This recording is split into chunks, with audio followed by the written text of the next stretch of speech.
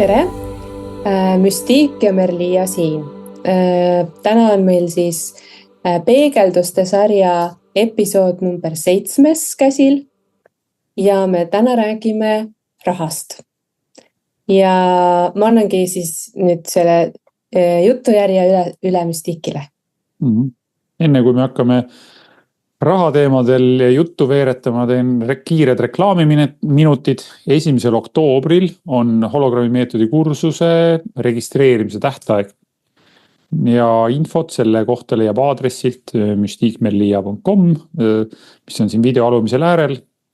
Nii et kui rahast ja investeerimisest rääkida, siis tõenäoliselt see on üks parimaid investeeringuid endasse, mis üldse teha saab. See on minu usk ja veendumus. Nii et see on kuhjaga ennast ära tasunud see investeering igas mõttes, rahalises mõttes, energeetilises mõttes ja enesetunde mõttes. Nii et aga reklaamiminutid on läbi, olete tagasi oodatud ekraanide taha ja avame siis tänase teema. Ehk siis nagu Juhan Viiding on öelnud, kõrged mõtted, see on puha möga, pole elu ilma rahata. Nii, et räägime rahast ja rahaga seotud segadustest. Et no mis sellest rääkida? Kuidas sinu suhe rahaga on, Merliia, sinu hologrammil? No ütleme nii, et see on olnud üsna põnev. Arvestades, et ma olen olnud enda elus ju nii pikalt õpetaja ja sõltunud siis riigi poolt pakutavast palgast, kus sul on nagu need võimalused nii-öelda ise raha siis kasvatada kitsad, kuigi kunagi ei ole miski võimatu, alati võib investeerida ja mis kõik need rahakuurud soovitavad. Aga ma mäletan, et ma isegi tegin päris palju selliseid manifesteerimise harjutusi, umbes 10 aastat tagasi hakkasin tegema neid.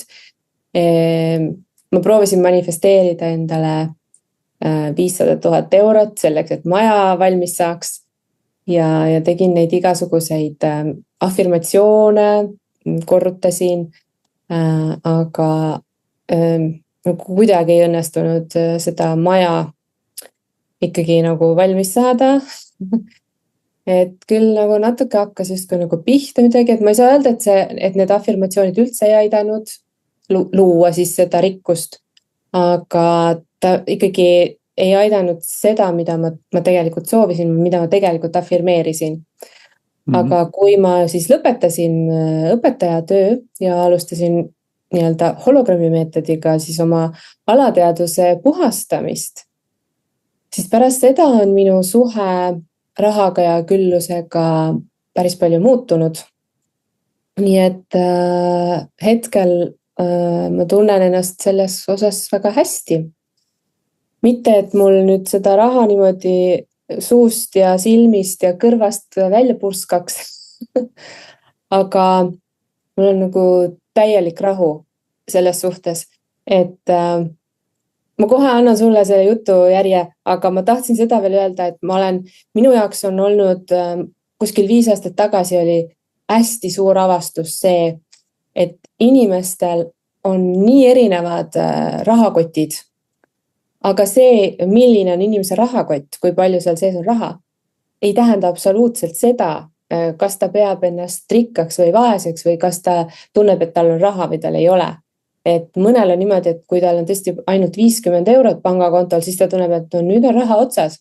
Aga mõnel on niimoodi, et ta ütleb, et mul ei ole üldse raha, ma ei saa seda teha, ma ei saa sinna minna. Ja tegelikult on välja, et tal on pangaarvel 10 000 eurot, aga kuna tema jaoks on loodud see baasiline nii-öelda turvatunne, et 10 000 tal peab raudselt olema, siis ta juba tunneb 10 000-ga, et tegelikult tal on raha otsas või et ta on nüüd vaene. Nii et see, kuidas keegi ennast tunneb, kas ta on vaene või rikas, võib olla väga-väga erinevas kohas. Aga jah, segadusi on ilmselt palju ja minul oli ka palju. Ja nüüd on nagu paljudes asjades selgus, nii et mul on lihtsam raha nüüd sisse tuua, aga ma pean veel tegelema sellega, et see ei läheks nii kergesti kohe kõik välja. Nojah, kas sa oled teadlikult ennast, sa manifestiga ütlesid, ma manifesteerin 500 000 nii edasi.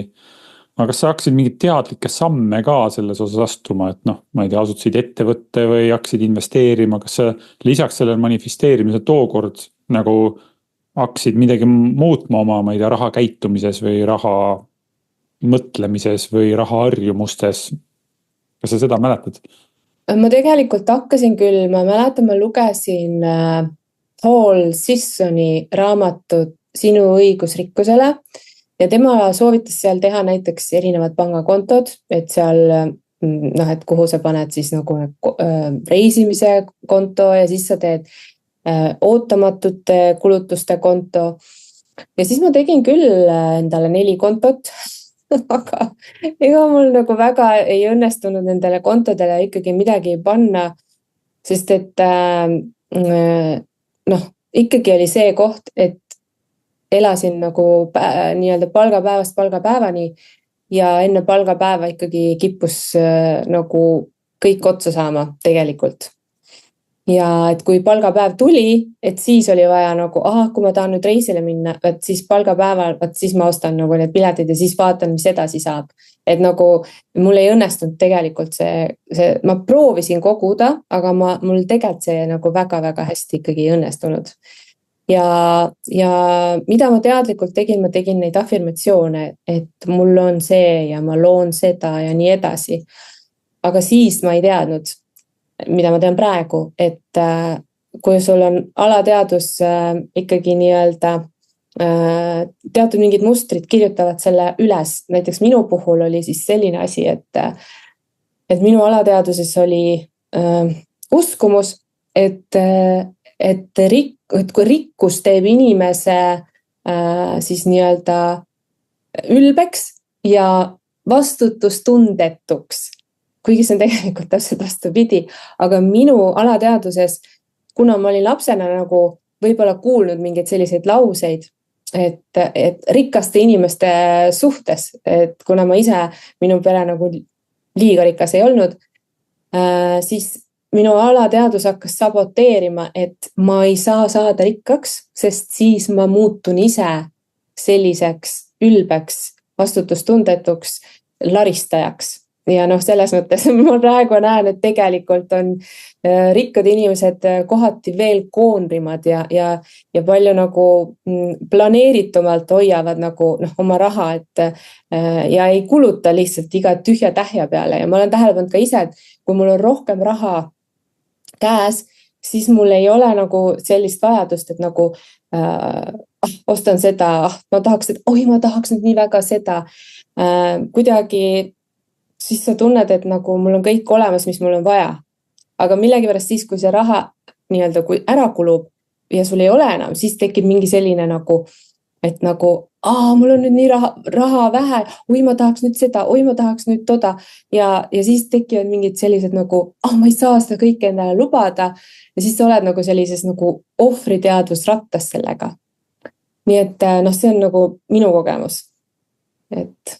Aga ütleme, raha teemadel ju ei ole vähe infot, seda on palju ju. On raamatuid, ma ei tea, Rikas isa, vaene isa, rikkaks saamise õpik Jaak Roosaare, ma ei tea, investeerimise raamatud ja väga palju. Ma olen neid lugenud ka, ma olen päris palju raamatuid lugenud. Ja internetis ka, et selles mõttes ei saa öelda, et ei ole infot või info on nii kallis või sellele ei pääse ligi, et kas või võtta raamatukogus need raamatud, kui sa osta ei taha, et miks siis ei saa kasutada rahaga seotud sellist parimat infot enda hüvanguks või muidu ju võiks olla nii, et ma loen 10 parimat raharaamatut läbi, konspekteerin, panen sammud kirja ja hakkan siis neid samme astuma ja õpin neid samme astuma.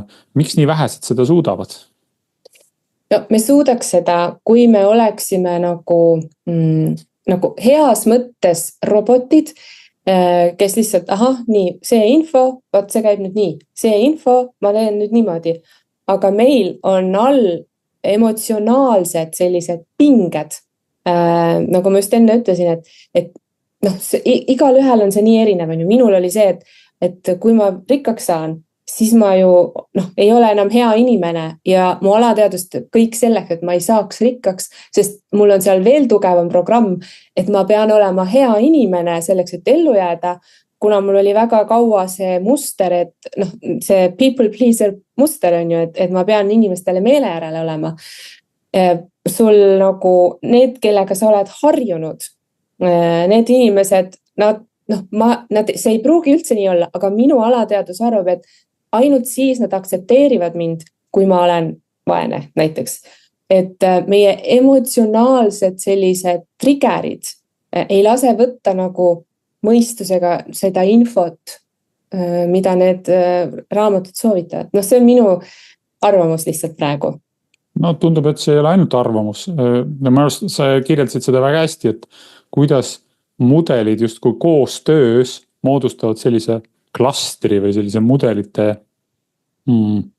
pilve, mis ei lase siis mingit otsust teha, et kui on näiteks väga suur baasmudel, nagu sa kirjeldasid, et ma pean olema nagu hea inimene, mis iganes see hea siis alateaduse jaoks tähendab. See on ka juba tõlgendamise küsimus, mis see hea on või kuidas ja millal, mismoodi hea olla, aga et ma pean olema inimestele meele järgi, ütleme siis nii, mitte siis hea inimene, loomulikult hea inimene ja olla hea, aga ma pean olema alati inimestele meele järgi. Ja siis tuleb järgmine mudel, et see on siis kõige baasilisem justkui olnud kõige suurem nii-öelda juhtija. Ja siis tuleb sinna peale siis järgmine mudel, et kui ma rikkaks saan, siis ma ei ole selle arvamusliidri jaoks, kes iganes see arvamusliiter ja autoriteet oli, siis ema, isa või keegi muu, ma ei ole temal enam meelepärane, kui ma saan rikkaks, sest tema ütles rikaste inimeste kohta nii või ta arvas ühesõnaga. Ja siis tekib selline ummikseis nagu, et ma pean olema meele järgi, aga selleks, et olla meele järgi, ma pean siis käituma selle mudeli järgi. Ja, isegi kui see autoriteetne inimene on juba oma arvamuse ümber kujundanud ja tema enam isegi nii ei arva, siis minul tiksub veel see vana salvestus. Lapse salvestus või? Lapse salvestus, jah. Aga sina oled nii palju, me oleme mõlemad teinud päris palju sessioone külluse ja raha teemadel, et mis siis on nagu, sest see, mis mina välja tõin, on ainult üks väike osa, et neid segadusi on ju nii palju erinevaid. Et mida sa oled veel tähele pannud, milliseid segadusi raha ümber inimestel on?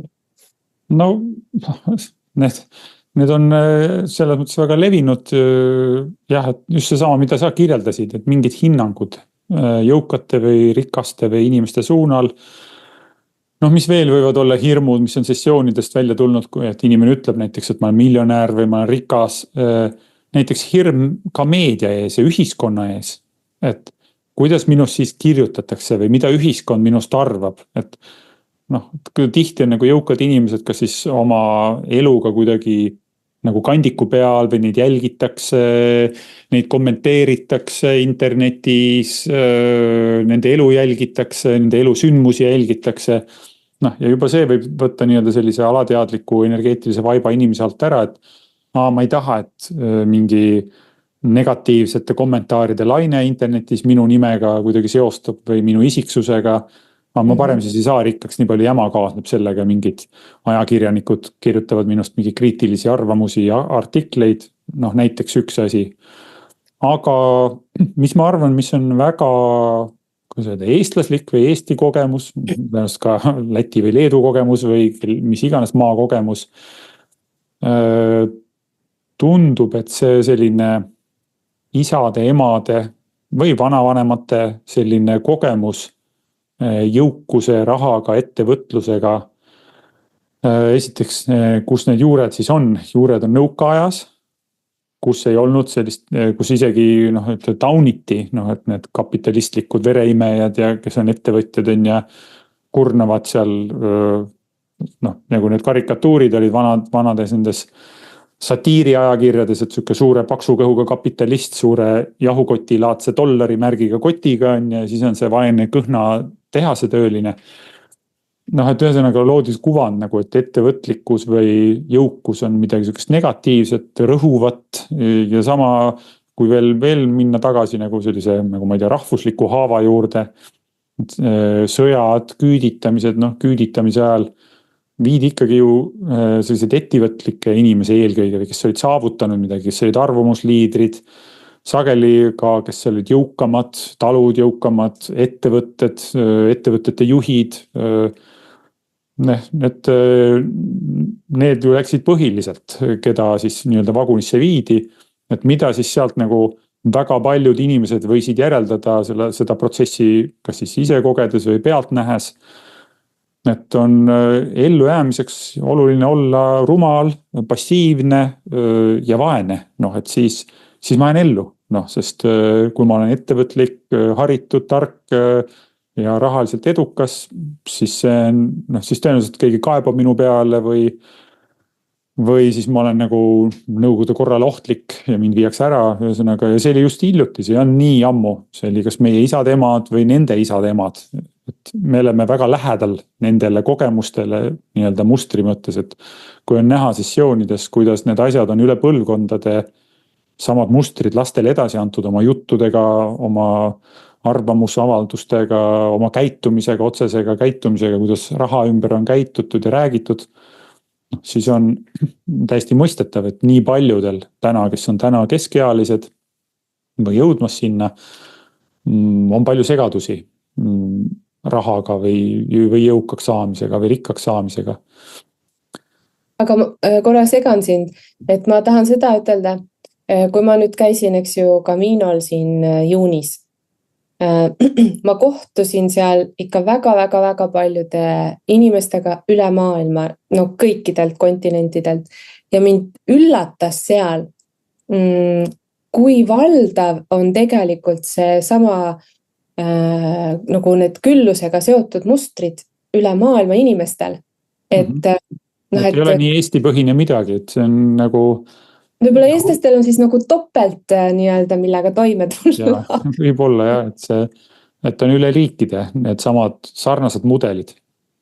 Võib-olla seal on natuke see taga, et kuna raha on praegult ikkagi nii-öelda see ekvivalent on ju, mida sul peab olema, et ellu jääda. Et ta on ikkagi, kui sul ei ole seda, sa ei saa endale elukohta lubada, sa ei saa süüa lõppkokkuvõttes. See nagu põhimõtteliselt on nagu mingi indikaator, ellujäämise edukuse indikaator, palju sul raha on. Just. Sa pead, kui sul seda ei ole, sa pead nii paljudest asjadest justkui nagu loobuma, millest sa tegelikult võib-olla ei tahaks üldse, eks ju, loobuda. Nii et see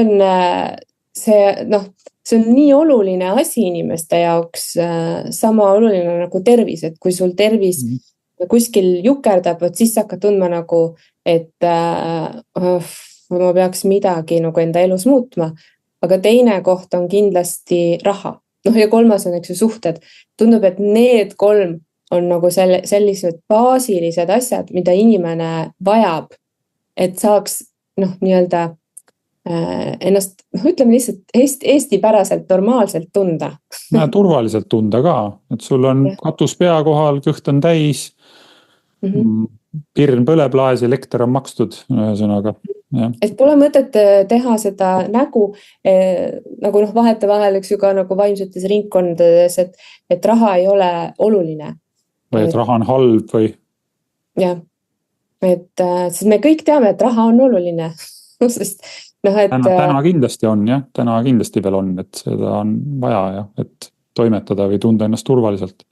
Aga mida siis saab teha inimene, kui tal on seal nii suured segadused ja nagu ta teeb umbes nagu mina, eks ju, tegin, et afirmeerisin ja kõike, mida soovitatakse, eks ju, ja ikka ei tule. Mina lõpuks otsusin, et lihtsalt õpetaja tööga sul tuleb piir ette, eks, ja sa pead midagi muud tegema, kas siis kõrvale või aga see on nagu tegevus. Aga mis need nii-öelda need alateadlikud nüansid siis on tihti? Seal tuleks tegelikult hakata praktilisi samme nagu astuma, nagu sa ise ütlesid, et kui ma olen õpetaja, siis ma ju tean, palju minu aasta sissetulek kokku on. Ja see sissetulek juba defineerib ära, mis elustiili sa saad elada selle rahaga. Ja nagu siis selle baasi pealt nagu manifesteerida või mõelda, et kuskilt tuleb 500 000 või midagi. noh, võib muidugi mingi ime juhtuda, ma ei tea, loteriipilet või ma ei tea, tundmatu rikas sugulane pärandab, aga et noh, et ise nagu see nagu, et endas nagu leida see võime, et ise seda luua. Mulle nagu justkui on sümpaatsem see suund, et pigem ma õpin nagu seda, kuidas seda luua, mitte et ma ootan, et see kuskilt kukub mulle taevast alla või kuskilt niimoodi kogemata sülle või mingi juhuste kokkulangemise tõttu. Ja siis tõenäoliselt see õpetaja suund või õpetaja tegevus ei ole nagu mõistlik, et kui see võib elada õpetaja palgast ja elada, aga siis noh, õppida sellega rahul olema. Aga kui sa tõesti tahad näiteks, et noh, ma ei tea, 500 000 eurot aastaga, 2 või 3 või 4, et sul on see raha nagu tuleb, noh siis tuleb hakata rahaliselt ikkagi harima ennast. Enda uskumusi ümber kujundama, enda eelarvamusi, hakata mingid liigutused, võib-olla on vaja siis ka elukutset vahetada, uue valdkonnaga hakata tegelema, sest noh, kui sa vaatad tagasi nagu minevikku, noh, ma ei tea, viimased 10 aastat, mis õpetajate palkadega on juhtunud, noh, miski seal ei ennusta, et see hakkab nüüd hüppeliselt nagu kuhugi lakke tõusma ja siis hakkab mingit rahasi üle jääma justkui igapäeva elust, et see on täpselt nii pinnapin, siuke käib võitlus seal kogu aeg selle natukenegi tuleks midagi juurde. Ehk siis 2 võimalust on, et kas ma häälestan enda alateadvuse sellega, et ma olen sellega rahul, ma teen rahu sellega ja ma naudin seda ja noh, et ma ei ole nagu ohvris sellega või ma häälestan oma alateadvuse sellele, et kui ma otsustan, et ma tahaksin nüüd liikuda 500 000-le, siis ma häälestan oma alateadvuse sellesse, et ma saan hakata siis looma endale selliseid tegevusi, millega ma saan nii-öelda seda luua. Ja sealt juba tekivad, kui noh, meetodi kontekstis rääkida või hologrammi meetodi, et nende taotluste puhastamine, sealt tekivad uued taotlused. Näiteks ma liitun nüüd selle kursuse või kooliga, et õppida seda eriala või näiteks, ma ei tea, kinnisvara. Et just oli ühes sessioonis hea näide, et inimesel oli soov hakata kinnisvaraga tegelema mingil moel, kas rendiga või ostumüügiga. Aga alateadvus oli kinnisvara ümber palju igasugust segadust salvestanud, et peres oli suur tüli olnud, päranduse mingi kinnisvaraga ja asjadega, noh, kuni sinnamaani välja, et pereliikmed ei rääkinud enam omavahel üldse. Ja kõik see käis ümber kinnisvara, ehk siis alateadvus juba oli salvestanud mingi asja, et noh, kinnisvara on suur oht suhetele või sotsiaalsetele suhetele ja noh, siis alateadvus hakkab saboteerima neid asju, et ära mine sinna poole, ära tegele selle teemaga. Et mida siis sessioonides saab teha, ongi selliseid kontekste nagu puhastada, et ma tegelen kinnisvaraga, ma müün või rendin. Et mingid sellised hirmud, kõhklused, kahtlused ei hakkaks seal alateadvuses niimoodi õõnestama, et ma ei saa liikuda või ma ei saa kirju kirjutada või telefonikõnesid või infot tankida või ühesõnaga midagi teha.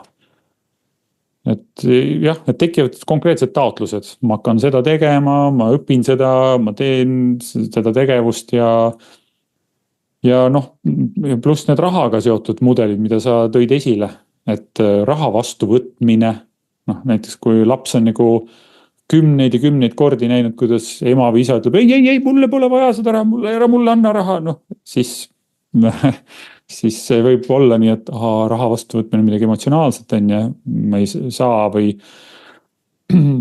raha omamine, et raha omamine, ma ei tea, salvestunud mingi turvaprobleemiga, et siis on ohtlik raha omada, et siis mind rünnatakse, kui mul on raha või ka raha andmine, noh, et kui mul on endal segadusi, et anda raha mingi hea asja eest või üldse noh, raha välja käia, nii-öelda raha välja anda, siis ma võin alateadlikult ka karta, et siis on teiste jaoks ka raske.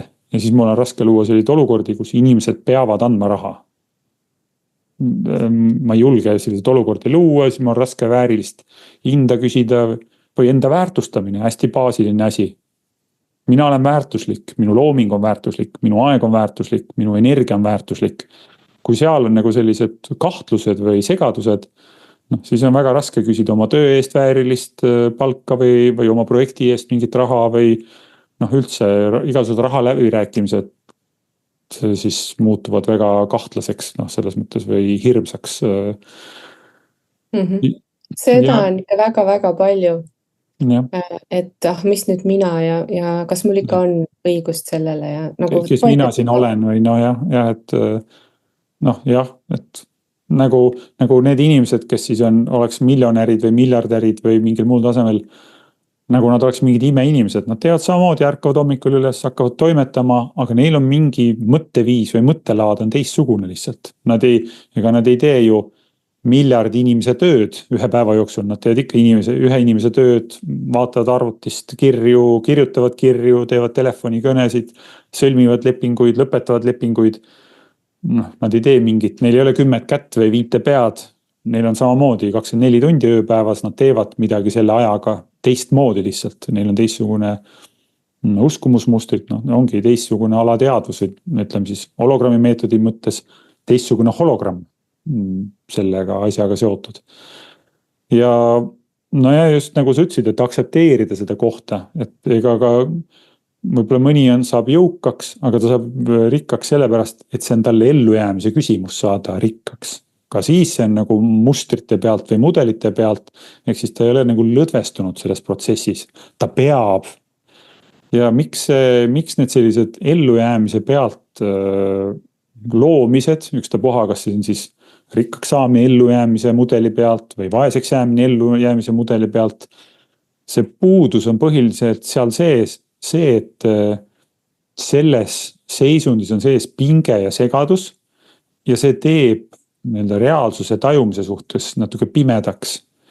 Ja samamoodi see pinge ja segadus manifesteerub ühel hetkel füüsilisel tasandile, ehk siis tervis läheb korrast ära.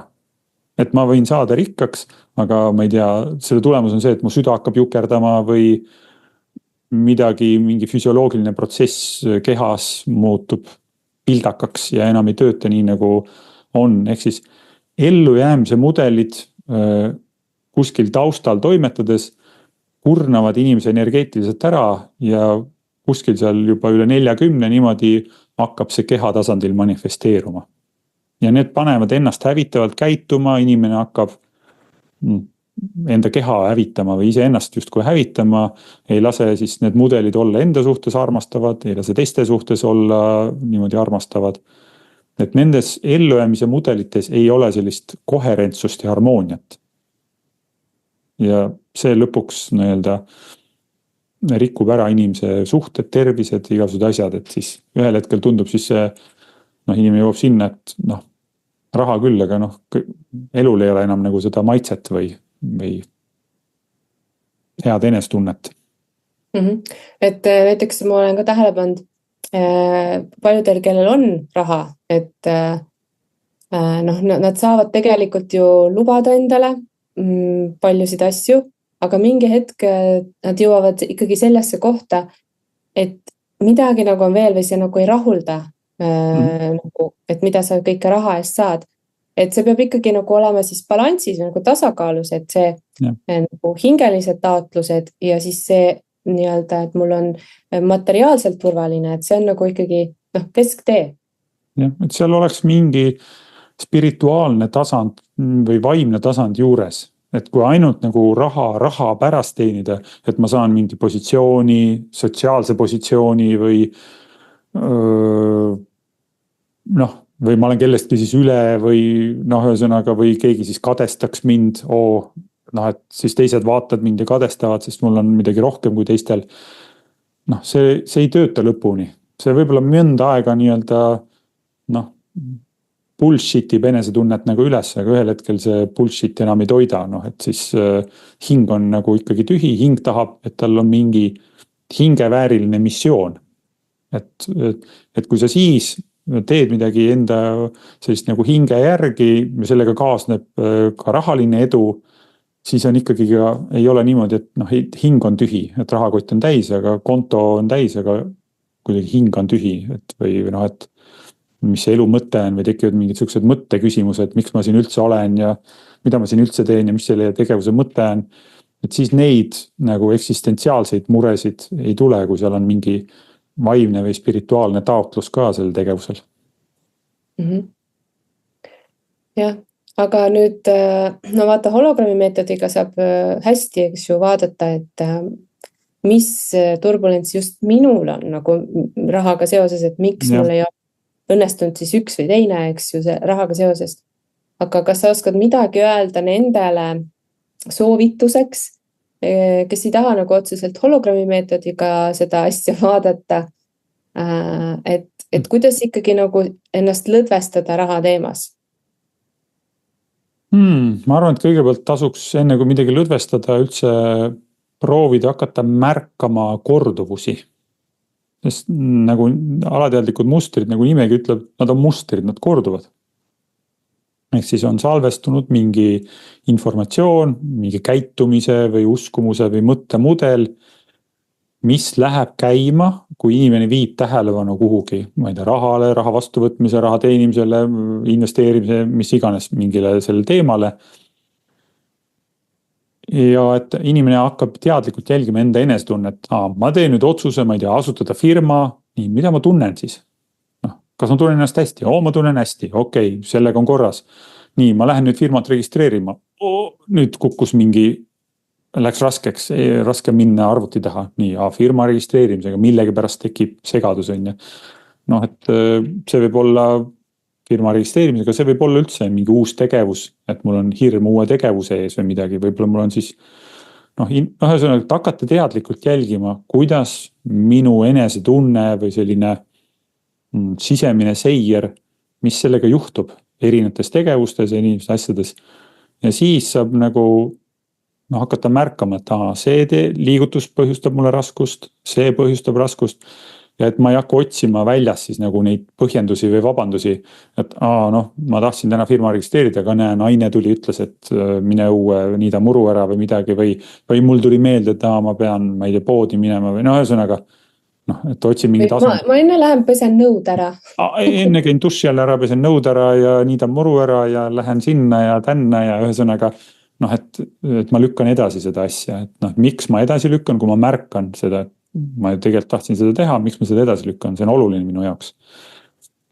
Ja kui selline kaardistamine on tehtud, et mis sammud või etapid tekitavad nagu stressi, siis on kas siis, ma ei tea, kasutada tõesti kas siis hologrammi meetodit, mõnda hologrammi meetodi praktiseerijat või mingit muud meetodit, et uurida, et miks seal minu süsteem nagu kinni jookseb või ei saa nagu edasi liikuda ükstapuha siis, sest see on ilmselgelt on see enda mingi selline sisemine selline mudel, et võib ju otsida väljast nii-öelda justkui mingid süüdlaseid või põhjuseid, aga tegelikult on ikkagi enda looming see kõik, mida me kogeme ja seda loomingut on võimalik muuta, kui võtta looja positsioon, et mina loon, et mitte ma ei ole asjaolude ohver, vaid see on osa minu loomingust olnud ja ma hakkan nüüd teistmoodi looma. Aga meil on aeg ümber saanud. Kas sa tahad ise midagi lõpetuseks kommentaariks öelda?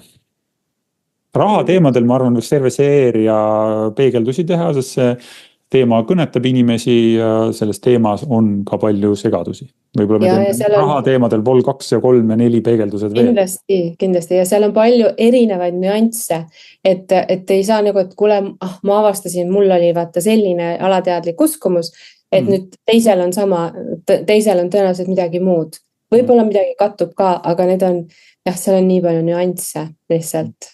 Mida see hologrammi praktika, meetodi praktika on näidanud, need on individuaalsed sellised mudelite klastrid, igal ühel on oma mudelite klaster, üks tahab hea inimene olla ja siis, ma ei tea, isa ütles, et rikkad ei ole head ja juba tekib siis mingi selline kahe mustri nagu selline koostöö, mis välistab nagu rikkaks saamisega.